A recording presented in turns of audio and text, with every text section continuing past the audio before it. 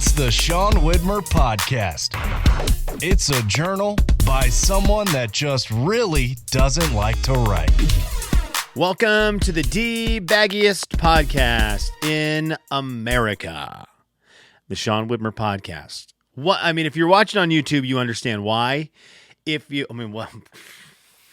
up, YouTube? What's up, cool people? If you are listening, you don't know why, and just keep it that way. I am recording in my podcast dungeon, the unfinished room in our basement, and I am wearing sunglasses. And I have a very strict policy about sunglasses indoors. Don't do it. Don't do it. Sunglasses indoors stinks bottom.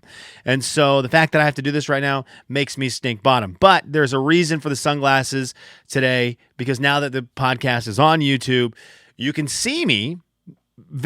I've been told now by multiple people, your camera quality sucks. Well, okay, you're right. So, if someone wants to send me a camera to upgrade the camera quality, I'll figure out how to set it up. But this is what we're with right now. But I'll show you right now on the YouTube. If you look at my face, that right there is a hideous black eye. It's a hideous black eye right there. And so because of that, I'm wearing sunglasses like a real loser. Sunglasses indoors like a real loser. Sunglasses in general, not very losery. Sunglasses indoors, very losery. I don't have a face for sunglasses also, so it's a thing that bothers me. Like, look, I'm going to look at the camera. That's not a face for sunglasses. My face is huge. I got kind of a Barry Bonds face. Like Barry Bonds after he was on steroids, just kind of a big balloon. And so sunglasses and me are not friends. I have a big face and a big nose. I've maybe like a Guess Who character. But I figured if I'm going to record it on video, it's better to wear the sunglasses than to have the black eye exposed. In fact, I just was dealing with this moments ago. More on the black eye in a second.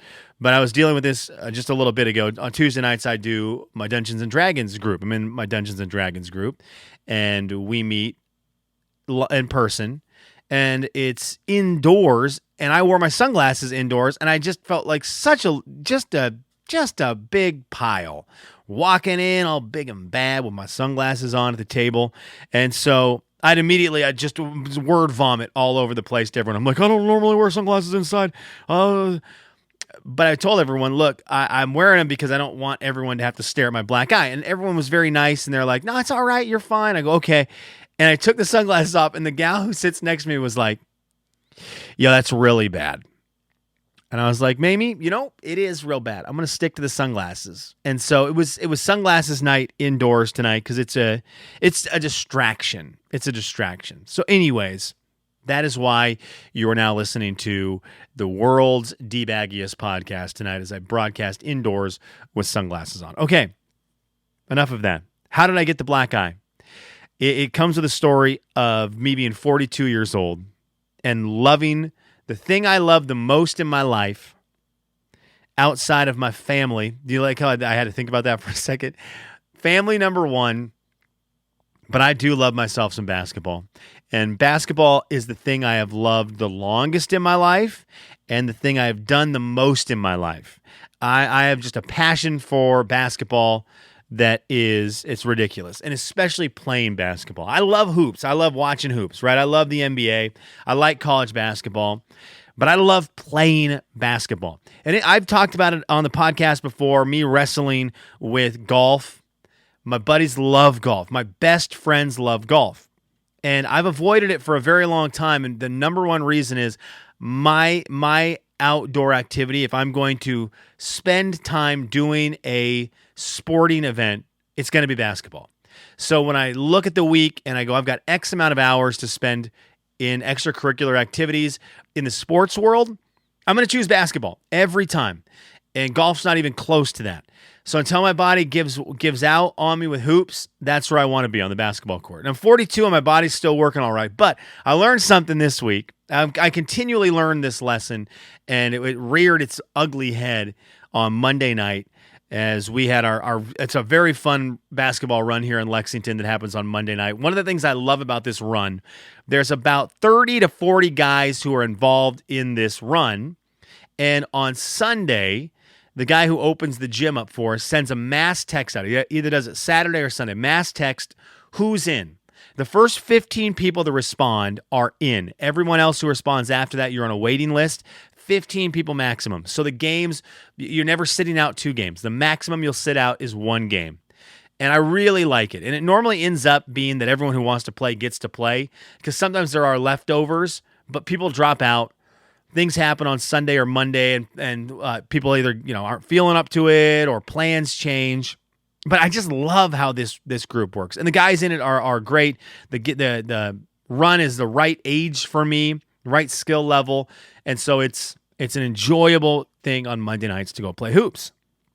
Well, this week we were in a game, and I'd lost the first game, and this one guy was just getting all these open layups on the other team. It was driving me crazy. I really dislike it when people play a lot of offense and no defense. And we had a guy on our team who just had decided defense was optional, and that bothers me.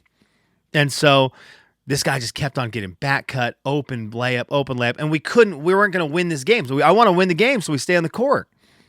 And I can just tell we're not going to win these games because this guy's going to keep getting easy layups. So I started to cheat, knowing he was going to get open to the basket. And I'm like, look, I'm much taller than this guy. I'm going to send one of these shots to Kingdom Come. I'm just going to absolutely swat one.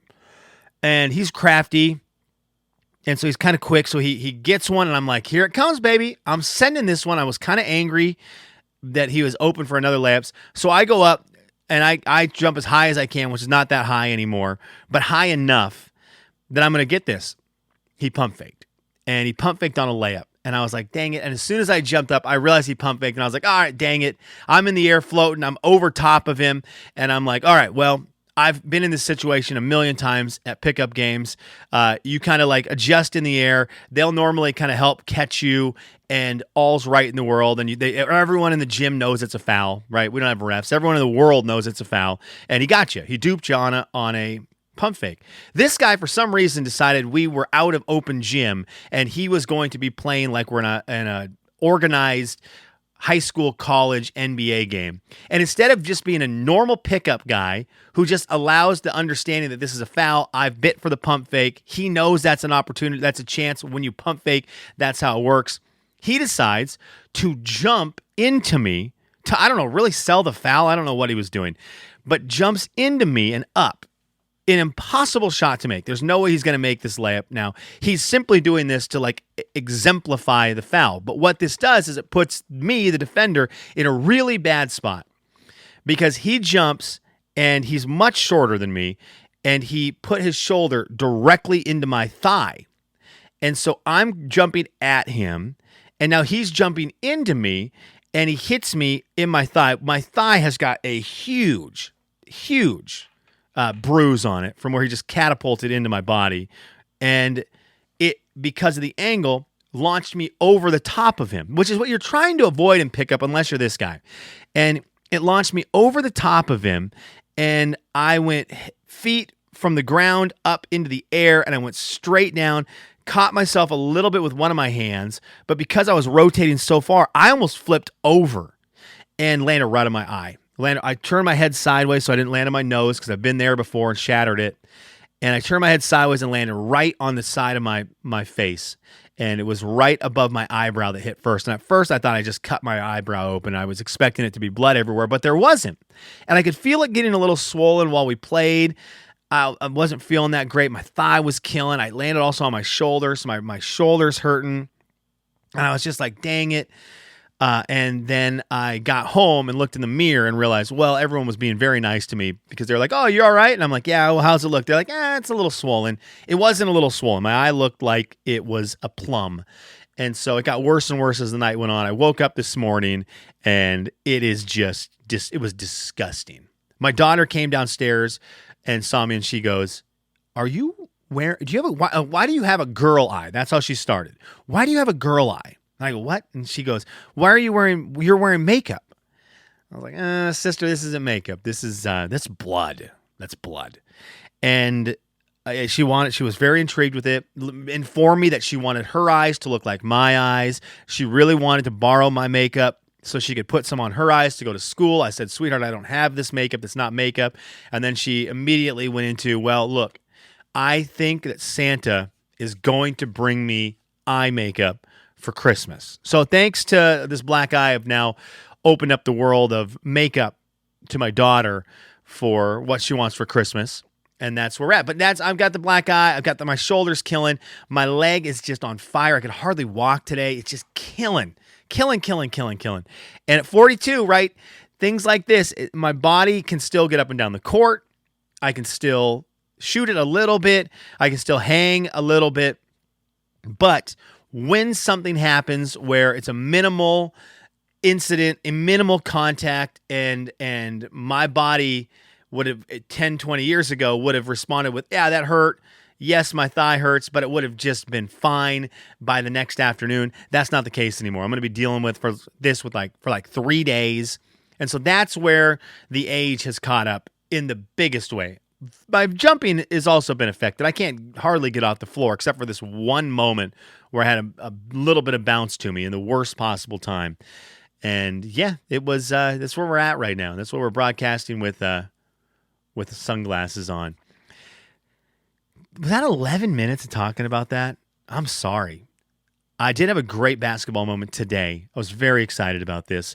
I had the kiddos downstairs, and we are playing. We've got a little train set up downstairs, a wooden train. So Olivia loves building this wooden train into all these different shapes. And by all these different shapes, I mean straight line. It's meant to fit on this train track is meant to fit on a board, and you can do a bunch of different shapes on this board. She just lays it on the ground and does a straight line. We just do a straight line train. This train just goes and then crashes and careens off the end of the train tracks, and in every single train run this thing has ends in devastation and train death. But my daughter loves that, so she's down there playing with that. My son's got some Mario figurines downstairs, and he's playing with those. But in the corner of the room is where Dad's dream is. We've got a little kid's basketball hoop. Little basketball stand. It's about 3.5 feet off the ground, and it's adjustable, so you can get up a little bit higher. And I've got a couple little basketballs there, and it is what I play with when the kids are playing downstairs with these other toys. I just sit there and shoot hoops, and I just do that the whole time, dreaming of the day. And today, it happened.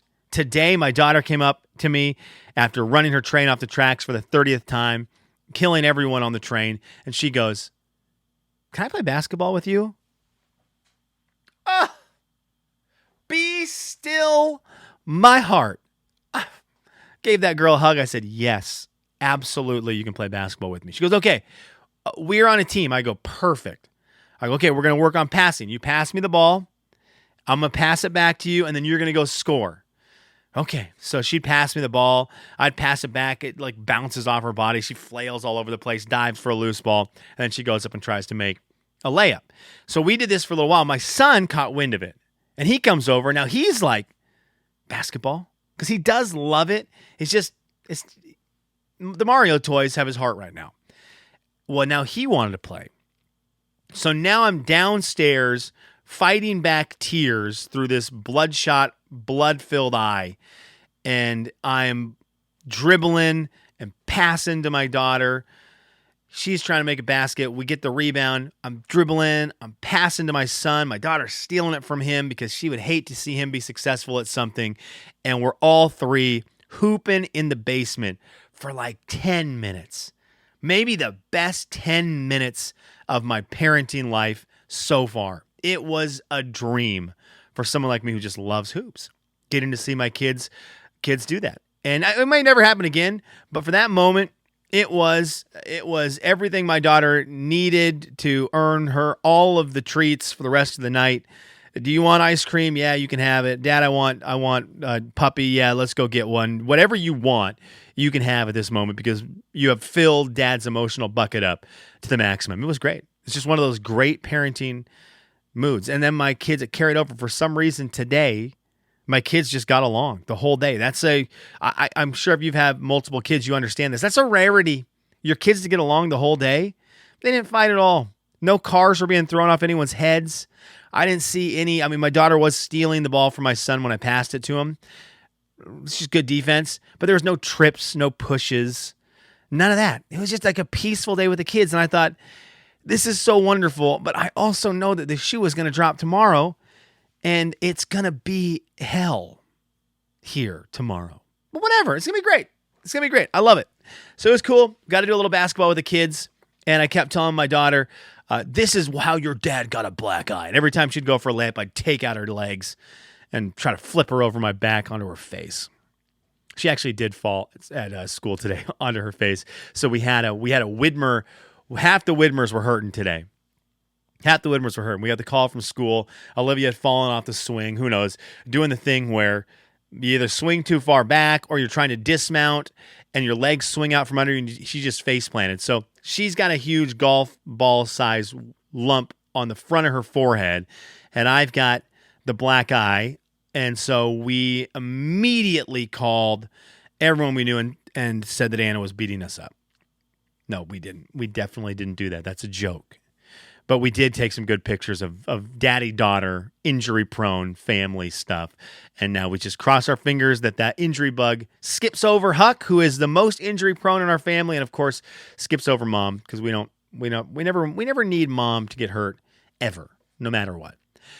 What else was on the podcast today? Jeez Louise, I'm working on a project, and it's not the one my wife wants me to work on, but I've fallen in love with conceptualizing this little deal, and hopefully, even though my wife doesn't want this right now, she wants more light fixtures replaced.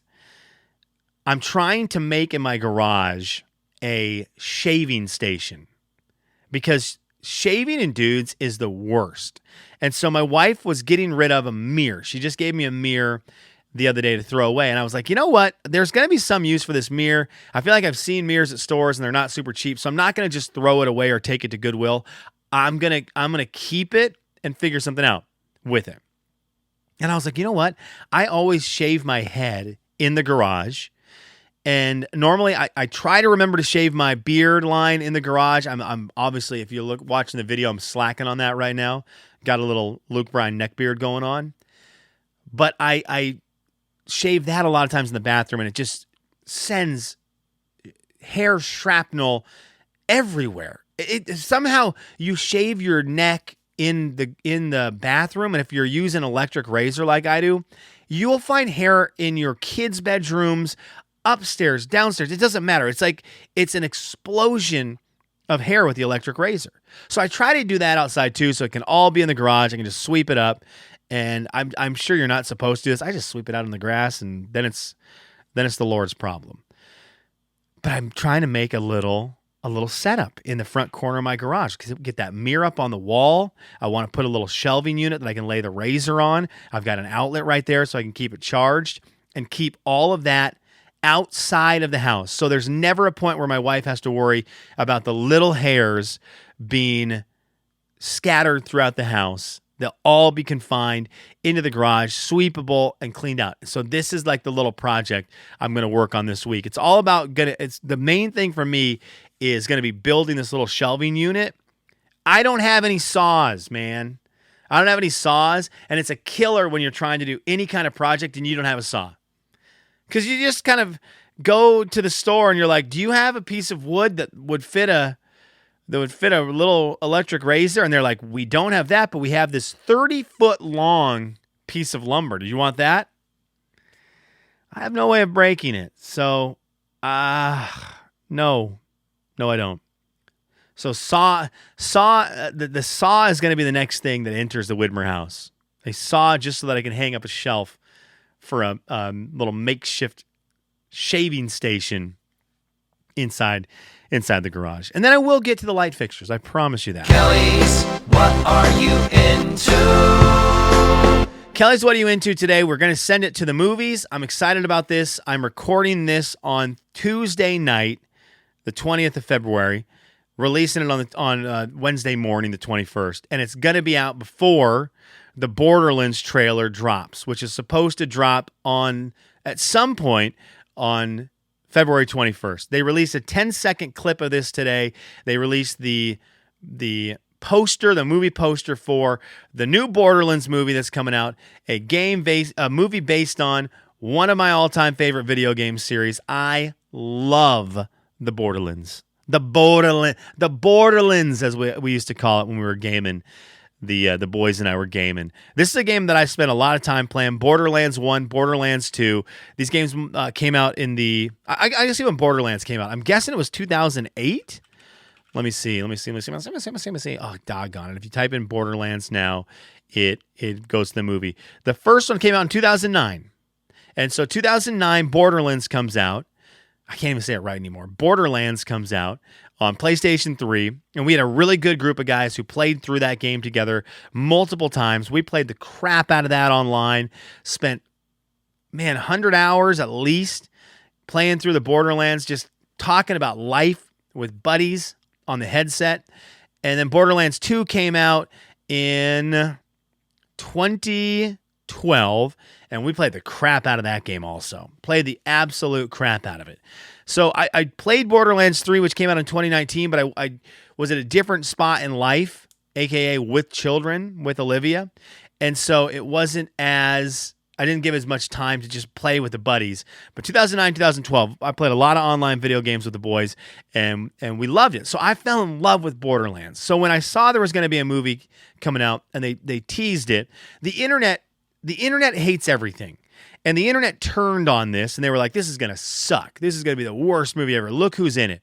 You've got Kevin Hart is going to be Roland in the movie. What? Ariana Greenblatt is Tiny Tina. Cate Blanchett is Lilith. What?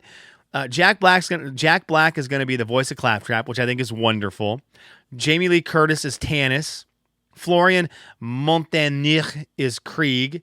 Gina Gershon is Moxie. And they've got a cast of other people. I don't know who they're going to be yet in the movie. But it's a Borderlands movie. And we got a 10-second little clip. People were hating on it because it's the internet. I was hyped. Because I love the Borderlands. I love it. I'm excited for one of my favorite video game series to get a movie adaptation. I will enjoy it whether it's great or whether it's terrible because it's based on something that I love. So I'm real excited to see the full trailer. Full trailer will probably be out by the time you're listening or watching the podcast. I hope it's great. All right, let's read some comments, shall we? You can comment on the podcast in one of three ways. You can comment on YouTube, which I think we actually might. You know what, though? I'm limiting comments per person to one. So, Ian, I appreciate you commenting on YouTube, but I'm going with one comment from you. So we're gonna take your YouTube comment, Ian, today as the comment you get. And Ian says, take that list for worst pizza, which is what we had. We had the list for the worst pizza places on the last podcast. He says, take that list for the worst pizza, find the same company's list for best barbecue, guaranteed most, if not all, are best barbecue. Okay, Ian, I should have done this before. Best BBQ cities in the U.S. All right, let's see what we've got here. Best barbecue cities in the U.S. This is from 2022. Here is what we have got. Austin, Texas, number 1. Dallas, Texas, number 2. Brownsville, Texas, number 3. Kansas City, Missouri, number 4. And St. Louis, Missouri, number 5. I need to remember the pizza survey here. Let's see if any of those cities were in the bottom. We're the bottom sniffers. Where are we at here? Where's the worst? Okay, worst pizza cities. Memphis, Tennessee, you just suck. You weren't on the barbecue list, so whoopsie-doo. San Antonio, Texas, you're probably in the area of one of those cities that I mentioned, so San Antonio. Oklahoma City, third worst pizza city, not on the barbecue list. Cincinnati, Ohio, not on the barbecue list. Charlotte, North Carolina, not on the barbecue list. Ian, one of them. I'll give it San Antonio, Texas. Otherwise, Memphis, Oklahoma City, Cincinnati, Charlotte, what you good at? What kind of foods are you bringing to my mouth that make me love you? We've got a comment off of, let's see what are our Spotify comments today. Thank you for everyone who commented on Spotify or on the website Sean'sLife.com or on the YouTube. Ian, thank you. Means a lot. Love to see a comment on the YouTube. Sharon said this.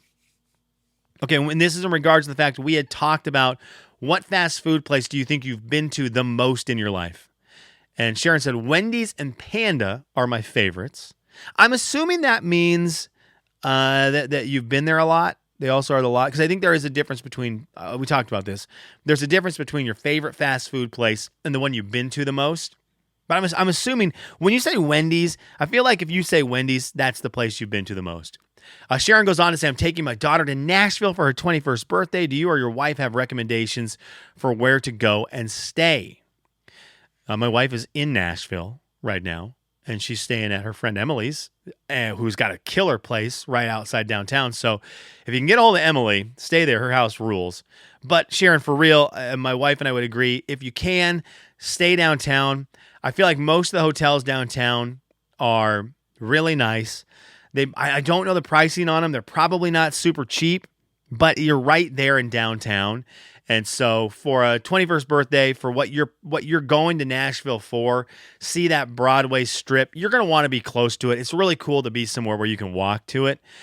I don't remember all the places. I think it's called Midtown in Nashville is the place I like, where it's kind of, the bars it's not that downtown Broadway vibe, which is cool when you're going there. But if you're going for multiple nights, sometimes I think, for me, the downtown gets a little bit overwhelming.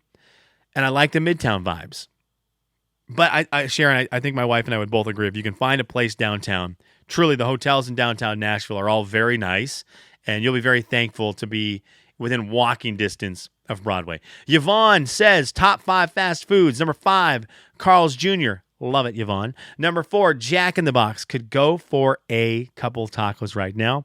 Number 3 is McDonald's. Big Mac, best menu item at McDonald's, FYI. That was mine. She didn't give these little caveats. I'm doing those. Number 2, Panda Express. And number 1 for Yvonne, Arby's. Best sauce in the game, Yvonne. Horsey sauce. There will be times if we're determining a fast food place to eat, I will choose Arby's simply because I want horsey sauce. That's it. I don't even care about the sandwich. I just want the horsey sauce. So Arby's number 1 is a great call. All right, and then let's see here. What do we have off of the Sean'sLife.com, where you can go comment there. From Scotty.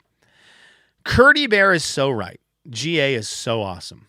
Fast foods I've been to the most. All right, we can judge these. Number 1, Red Robin. No drive-thru, Scotty. Number 2, Pizza Pipeline. No drive-thru, Scotty. Number 3, Ruins. No drive-thru, Scotty. Number 4, Wisconsin Burger.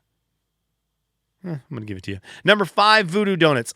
Okay, so I read this joke list. I read this joke list for one reason. I have been all over the place. And I've had cheese curds all over the place.